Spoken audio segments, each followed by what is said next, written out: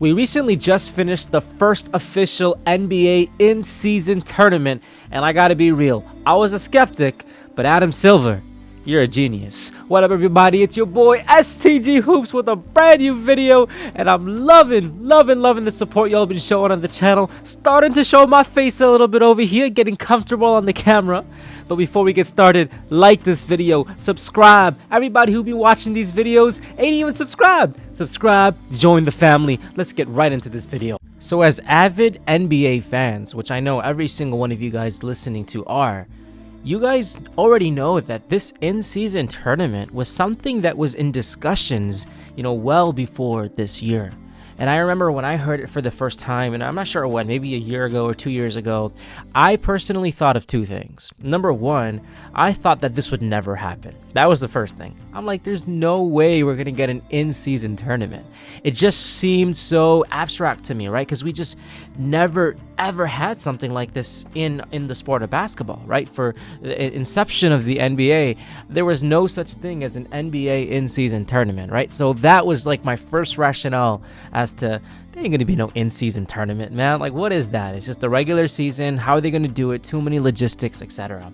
And then the second, thought that I had is it just wouldn't work. Like, it just makes no sense. Like, why would there be an in-season tournament? It just makes no sense. Let's just have the regular season like we do, and then obviously go straight to the playoffs. And, the play-in actually was also a genius move too. I gotta be real. Play-in was solid. But regardless, that's just kind of what I thought, right? Like, I just didn't think it was going to happen. And even if it were to happen, I just couldn't see it happening because I just didn't think logistically it would work out. I don't think people would like it. I thought it would just be a waste of time. You get the point. But then later this year, we found out that this thing is actually going down. It's actually going down. And I remember going in the NBA app, and now we see videos by Richard Jefferson and others explaining how it works. And, there's different buckets, and each team is divided into different buckets. And, it still goes throughout the regular season. And, we already know how it worked. And I'm like, okay, this is interesting. One of the things that I appreciated early on about this in-season tournament is that, except for the championship game, I believe, all the other games counted as a regular season game. So I'm like, okay, that's pretty cool. So at least they're not going out of their way unless they go to the championship game, which of course is going to be a prize, so it's worth it. But outside of that championship game, they're just playing regular season games. So I appreciated that. But there was just other elements to it. I just was very skeptical. I was very skeptical, like so skeptical about it. But I'm going to be real with y'all. By the time it was all said and done, by the time this NBA in-season was all said and done, I'm like, bro, this was a huge win. And I got to tip my hat off to Adam Silver, because this was revolutionary to the game. And obviously we're just kind of doing an intro to our intro. We're going to get deeper into this video because that's what we do. We're going to dive deeper into some of the pros and cons and, ways that I think they can improve. But, as a inaugural and the first of its kind in-season tournament to the game of basketball, just like I'm sure many of us were skeptic about the play-ins last year, and I know I was too. And it proved us wrong because those play-ins were lit. Fam, this in-season tournament was lit. So now we're going to talk about some of the pros, some of the cons, and some of the things that I think they can do better. We'll kind of delve that into the cons. But pros from a financial perspective, right? From an NBA perspective, as a GM in the operation sides of basketball, the viewership just was tremendously higher. You know what I'm trying to say? Like, that all alone is a case for them wanting to do this from a financial business perspective, right? The local viewership for group play-in games was up 20% from the games played last November. So pretty much viewers were 20% higher than what they were last November without a play-in. That's number one. National games shot up 26%. League Pass viewership for the 7 group play nights increased by 25%. The league's average attendance was the highest for November, while the NBA's app and social channels had their best first month of the season with over 3.9 billion views ever. Bro, I'm just reading the stats. I googled it, dog. I'm being real with y'all, but I'm just trying to get to a point that viewership wise and, virality wise, this was a huge dub, right? Because people were talking about it. People were watching it. People were invested into it. Okay, people were invested into it. So that was one of obviously the business perspectives things that I would say made it a huge win on that side. But now let's kind of get even deeper as a fan. You know what I'm trying to say? Like, we all fans of the game. As a fan of the game, I think one of the greatest and best things what we can appreciate about it was, bro, the competitiveness. I never thought that I would see playoff. I'm telling you, bro, playoff atmospheres in a regular season game. Maybe you'd get that on a Lakers versus Celtics game, or, a very competitive rivalry game in the fourth quarter when it comes down to it toward the end, But dude, this playoff season, we had games like the Indiana Pacers games against the Bucks, etc. Dude, people were standing up from the beginning of the game. People were hyped. Dude, it was crazy. Some of the Laker games, the in-season Laker games that I believe they went undefeated, dude, some of the games where I'm like, yo, am I watching a playoff game? That's how competitive it was. And that naturally translated not only from the audience being hyped, but also the players. Because people and players, obviously, they elevated themselves with higher, obviously, expectations because more people are watching. It also gave people a spotlight to shine. And we saw people like Halliburton, bro, literally become a superstar in front of our eyes. A superstar in front of our eyes. Like, we know he's been killing it this season, but now the whole world literally invested in Halliburton stock, dog. That's what happened, right? So the competitiveness was just top tier. I mean, the Pacers beat the Celtics and the Bucks, bro. They put themselves on the map through this, competition, through this tournament. Epic. Very epic. And then obviously I think another pro which I really enjoyed was just the combinations between TNT and other all-stars and former Hall of Famers and commentators and things like that. I loved how they kind of connected both worlds. We love watching Kenny and all these guys, Shaq, Charles, Ernie, you know what I'm trying to say, but we also love watching Stephen A. Smith, etc. So some of the mashups and things like that, very, very cool from a fan perspective, entertainment perspective. Obviously, the championship game, ABC, you just felt those vibes, bro. It was really, really impressive, and I was excited to watch the game. Obviously, excited to see almost 39-year-old LeBron James doing his thing.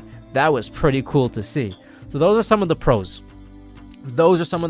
Obviously, trophy, MVP award, those also were really cool to see. LeBron James got it. He killed it. Respect. But now I want to talk about some of the cons and, ways that I think they can improve, right? Number one, I think the point differential, that's something that they got to kind of look into. Because I know there were times where, they'd be doing the hack-a-shack type of stuff, and it would just cause a lot of commotion. Games would drag. People would get pissed, like, why are you fouling? You're up by 40 points. Why are you still fouling our players? Because point differential actually mattered for those games, and there was frustrations, and that's something I believe the NBA actually acknowledged. So I think that's going to be somehow fixed for next year. It's similar to how in last year when you had a challenge you were able to do for the NBA and you got a successful challenge, you lost your timeout, where now this year if you get one successful you can use another one. I really appreciate that they took that feedback and actually made that implementation.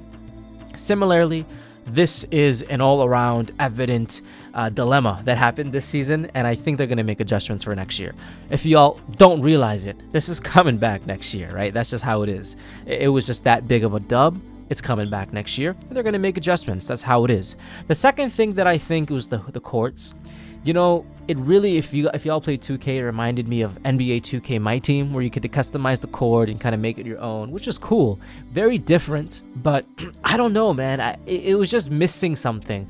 I'm cool with the customized courts. Some of the customized courts were definitely much better than the others, but this is just my opinion, right? But some of the courts just reminded me of myself, who just sucks at designing courts and just picks the most random colors, and it just didn't work out, and I can't believe I'm watching a game on that court. You know what I'm trying to say?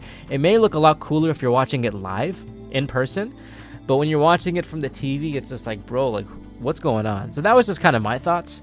I feel like there could be a better way in terms of how the courts are presented, maybe a different theme. All the teams have the same I don't know, right? I'm not a designer, but that was my thoughts. I think that element has so much potential now that you've given the green light to customize the courts.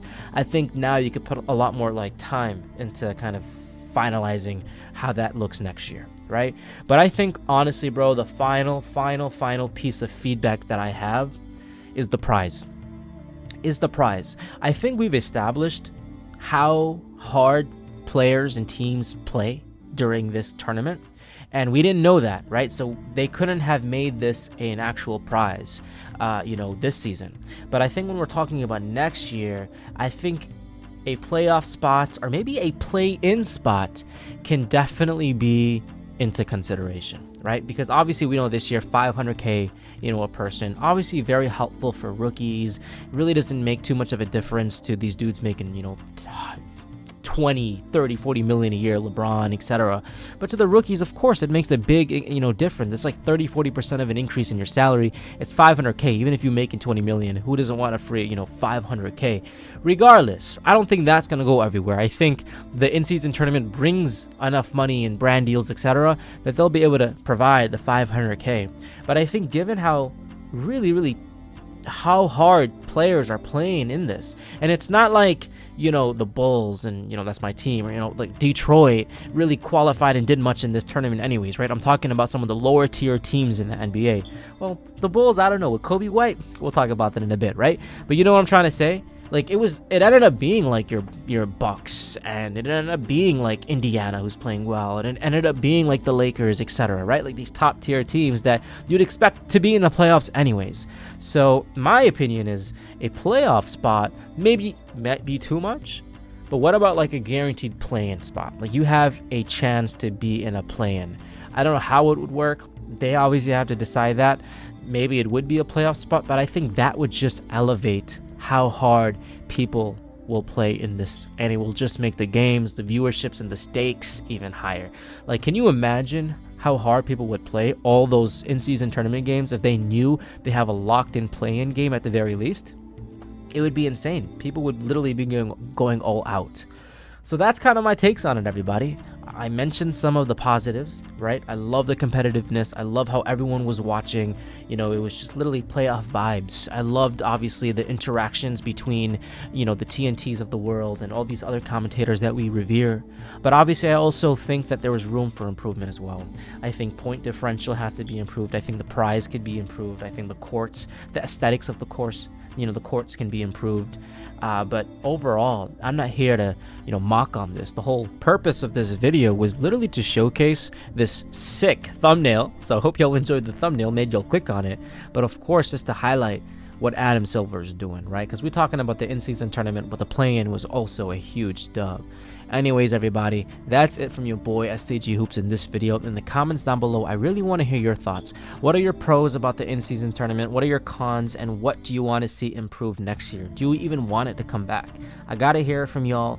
And, I'm really enjoying the back and forth, the commentary, the discussions we're doing. Showing my face now. We a family. We a community. We love and breathe hoops. So I can't wait to hear from y'all in the comments. Like this video if you all enjoyed. And I'll see you on the next one, everybody. Peace.